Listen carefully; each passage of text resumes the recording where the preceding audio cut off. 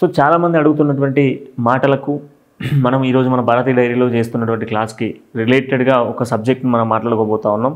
చాలామంది ఏంటంటే అసలు దేశీయ ఆవులకు లేదంటే సంకరజాతి ఆవులకు ఉన్నటువంటి తేడా ఏంటి, వ్యత్యాసం ఏంటి, చాలామంది ఈ యొక్క సంకరజాతికి సంబంధించిన ఆవులనే వాడండి అని చెప్తా ఉన్నారు. సో దాన్ని వాడడం వల్ల లాభాలు ఏంటి, దేశీయ ఆవులకు వాడితే నష్టాలు ఏంటి అని చెప్పేసి చాలామంది అడుగుతా ఉన్నారు.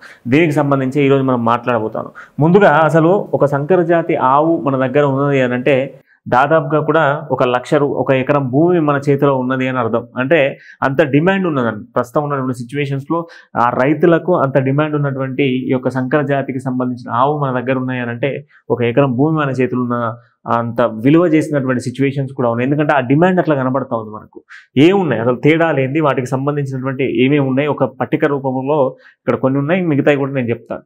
ముందుగా దేశవాళీ ఆవులు, అదేవిధంగా సంకర జాతికి సంబంధించిన ఆవులలో మనం చూస్తే రోజుకు సగటున ఈ యొక్క దేశవాళీ ఆవులు రోజుకు సగటున మనం చూసుకుంటే పాల దిగుబడి దాదాపుగా కూడా 1-2 లీటర్లు మాత్రమే ఉన్నటువంటి సిచ్యువేషన్స్ ఉంటాయి. కానీ సగటున మనం ఒక రోజుకు యావరేజ్గా సంకర జాతిలో చూసుకున్నట్లయితే 6 లీటర్ల వరకు మనకు ఉండేటువంటి అవకాశాలు ఉన్నాయి, సుమారుగా 6 లీటర్లు. ఇక రెండొక పాయింట్ ఏంటి అని అంటే మనం ఒక ఈతలో 200 రోజుల వరకు మాత్రమే, అంటే ఈనినటువంటి ఈ యొక్క దేశవాళీ ఆవులకు సంబంధించి ఈనినటువంటి రోజు నుంచి 200 రోజులు మాత్రమే ఈ యొక్క పాలు అనేటివి ఇచ్చేటువంటి అవకాశాలు ఉంటాయి. పాల దిగుబడి అనేది కేవలం 200 రోజులు మాత్రమే ఉంటుంది. అదే సంకర జాతికి సంబంధించినటువంటి పాల ఉత్పత్తిలో సుమారుగా మనకు 300 రోజులు పాల దిగుబడి ఉంటుంది. దీంట్లో కేవలం 200, దీంట్లో 300 రోజుల వరకు కూడా మనకు పాల దిగుబడి అనేది ఉండేటువంటి అవకాశాలు సంకర జాతిలో ఉంటాయి. ఇక దాని తర్వాత పాల ఉత్పత్తి ఖర్చు ఎక్కువగా ఉంటుంది. పాలకు సంబంధించినటువంటి ఉత్పత్తి నేపథ్యంలో ఖర్చు ఎక్కువగా ఉంటుంది, లాభాలు మాత్రం తక్కువగా ఉంటాయి. ఈ యొక్క మన దేశవాళీకి సంబంధించినటువంటి ఆవులకు సంబంధించి వాటి ఉత్పత్తి నేపథ్యంలో ఖర్చు అదనంగా పెట్టుకోవాల్సి వస్తుంది.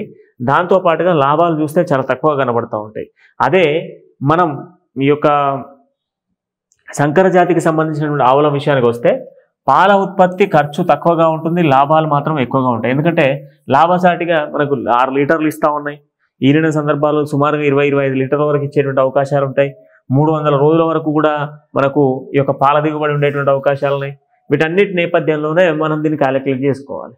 ఇక తర్వాత స్వయంగా అంటే దాని యొక్క స్వల్పంగా మనం క్యాలిక్యులేట్ చేసుకున్నప్పటికీ దాని వయస్సు అంటే ఎదిగేటువంటి వయస్సు, పిల్లలు పెట్టేటువంటి వయసు వచ్చేటప్పటికి చూస్తే మన యొక్క దేశవాళీ ఆవులకు సంబంధించి సగటున 3 సంవత్సరాల నుంచి 4 సంవత్సరాల వయసు అది ఎదగడానికి కావాలి.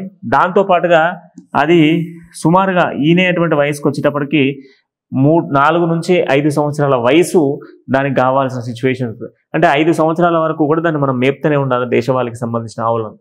కానీ అవి ఈనాలి అని అంటే 5 సంవత్సరాలు 4 సంవత్సరాలు వెయిట్ చేయాలి. కానీ అదే సంకర జాతికి సంబంధించి 1 లేదా 1.5 సంవత్సరం వయసు ఎదగడానికైతే 2 నుంచి 3 సంవత్సరాలలో ఈనేటువంటి ప్రక్రియ ఉంటుంది. అంటే మనకు తొందరగా కూడా పిల్లల్ని ఇస్తూ ఉంది, సంతానం పెరుగుతూ ఉంది, మన అభివృద్ధికి మన యొక్క పశు సంపదను పెంచుకోవడానికి కూడా తోడ్పడేటువంటి అవకాశాలు దీంట్లో మనకు కనబడతా ఉన్నాయి.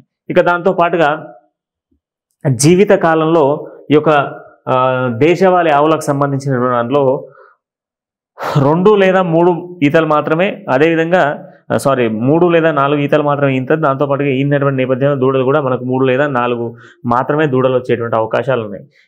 ఈనేటువంటి సమయం కూడా దీని లైఫ్ స్పాన్లో సుమారుగా మనం క్యాలిక్యులేట్ చేసుకుంటే దాని జీవిత కాలంలో 3 నుంచి 4% మాత్రమే 4 దూడలు పెట్టేటువంటి అవకాశాలే ఉన్నాయి, ఎక్కువ పెట్టేటువంటి ఛాన్సెస్ లేవు.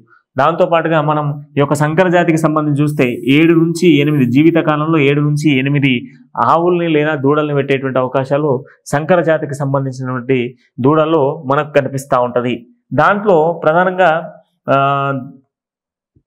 మేతకు సంబంధించి కూడా మనం మాట్లాడుకుంటే ఈ యొక్క దేశవాళీకి సంబంధించిన ఆవుల్లో మేతకు సంబంధించి 2 నుంచి 3 శరీర పోషణకు 2 నుంచి 3% అందించేటువంటి అవకాశాలు ఉంటాయి ఆహార పోషకాలకు సంబంధించి. దాంతోపాటుగా 1 నుంచి 3% ఎంత అండి, 2 నుంచి 3 శరీర పోషణకు 1 నుంచి 3% పాల యొక్క దిగుబడికి ఉపయోగపడేటువంటి అవకాశాలు ఈ యొక్క మన దేశవాళికి సంబంధించిన ఆవులలో ఉంటుంది. అదే మనకు ఈ యొక్క సంకర జాతికి సంబంధించి చూస్తే 1 నుంచి 2 శరీరానికి, 1 నుంచి 3 శరీరానికి, అదేవిధంగా పోషణ విషయాన్ని అంటే శరీర పోషణకు సంబంధించినటువంటి అంశాల్లో మనకు కనిపిస్తుంది. దాంతోపాటుగా పాల దిగుబడికి కూడా సుమారుగా 2 నుంచి 3% పాల దిగుబడికి దాని పోషణ మేప అంటే ఆ మేత మేసినటువంటి మేతకు సంబంధించిన దాంట్లో మేసేటువంటి మేత 2 నుంచి 3% శరీరానికి ఈ యొక్క మన దేశవాళికి సంబంధించిన ఆవులు తింటే దాన్ని తిన్నటువంటి ఆహారాన్ని శరీరం కోసం అంటే శరీర బరువును కానీ ఆకృతిని కానీ పెంచుకోవడానికి వాడుకుంటే శరీర పోషణకు సంబంధించి 1 నుంచి 3% మాత్రమే ఈ యొక్క పాల దిగుబడికి పోతుంది. కానీ దీంట్లో 1 నుంచి 3% శరీరాకృతికి, 2 నుంచి 3% దాని యొక్క పాల దిగుబడికి ఉపయోగపడేటువంటి అవకాశాలు కూడా ఉన్నాయి.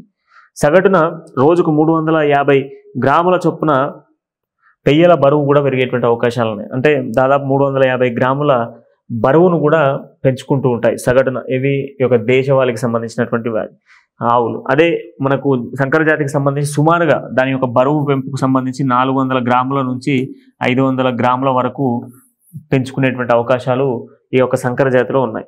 దాంతోపాటుగా మేత ఖర్చుకు సంబంధించినటువంటి మేత ఖర్చు కూడా ఉంటుంది, మేపేటువంటి ఖర్చు ఎక్కువగానే ఉంటుంది. దాంతోపాటుగా దేశవాళిలో మరణాల శాతం కూడా ఎక్కువ శాతంగానే ఉంటాయి. ఎందుకంటే ఈ యొక్క దేశవాళికి సంబంధించి ఇష్టానుసారంగా పెంచుతాం కనుక వ్యాధులు ఎక్కువగా వచ్చేటువంటి అవకాశాలు ఉంటాయి. దాంతోపాటుగా మరణాల శాతం ఎక్కువగా ఉంది, మేత కూడా అదనంగానే మోస్తాయి. అదే మనకు సంకర జాతికి సంబంధించి మనకు తక్కువ మొత్తంలో ఖర్చు ఉంటుంది, మేతకు సంబంధించి సులభంగా ఉంటుంది, వ్యాధుల శాతం కూడా తక్కువగానే ఉండేటువంటి అవకాశాలు ఉన్నాయి. ఇక అధిక పోషణను అదేవిధంగా వ్యాధులను తట్టుకోవాల్సి ఉంటుంది దేశవాళికి సంబంధించి ఈ యొక్క దేశవాళి ఆవులకు సంబంధించి. మనం సంకర జాతికి సంబంధించిన వాటిల్లో కొన్ని వ్యాధులు వస్తూ ఉంటాయి, బారిన పడేటువంటి అవకాశాలు ఉన్నాయి. గాలికుంటు వంటి వ్యాధులు, దోమకాటు లాంటి వ్యాధులు ఇట్లాంటివి వస్తూ ఉంటాయి. వీటి నుంచి నివారించుకుంటే ఎక్కువ శాతం మనం లాభాలు పొందడానికి సంకర జాతి నుంచే ఉంటాయి. ఈ రెండిట్లలో ఏది బెస్ట్ అని అంటే సంకర జాతి అనేది. ఎందుకనంటే అధిక దిగుబడి, అధిక లాభాలు, అధిక బరువు, అధిక మొత్తంలో లాభాలు పొందొచ్చు. ఇవన్నీ వినియోగాలకు సంబంధించిన వాటిలో కూడా ఎక్కువ వినియోగాలు ఉంటాయి, లాభాలు కూడా ఎక్కువగా ఉంటాయి. లాభసాటిగా మనం వ్యాపారం చేసుకోవచ్చు. వ్యాపారం చేసుకునేటువంటి వాళ్ళు ఎక్కువ మొత్తంలో పాల దిగుబడి పెంచుకోవాలి అనుకునే వాళ్ళకు లాభసాటిగా ఉండేది దేశవాళికి దేశవాళి ఆవుల కన్నా ఈ యొక్క సంకర జాతి ఆవులలోనే ఎక్కువ మొత్తం లాభాలు పొందేటువంటి అవకాశాలు ఉంటాయి. చాలా మంది అడుగుతున్నటువంటి ప్రశ్నలకు ఏంటంటే దేశవాళికి సంకర జాతికి ఉన్నటువంటి తేడాలు ఇవే. ఈ తేడాలను గ్రహించుకొని ఆ తర్వాత మీరు ఏ వ్యాపారం చేయాలి అంటే డైరీ ఫామ్లో ఏమి పెంచడం వల్ల ఎక్కువ లాభాలు పొందొచ్చు, డైరీ ఫామ్లో ఎక్కువ కాలం నిలబడాలి అంటే ఏం పెంచాలి అనే దానిపైన ఒక క్లారిటీ ఇవ్వడం కోసమే ఈ వీడియో మీ ముందుకు తీసుకురావడం జరుగుతుంది. మరో వీడియోతో మళ్ళీ కలుద్దాం.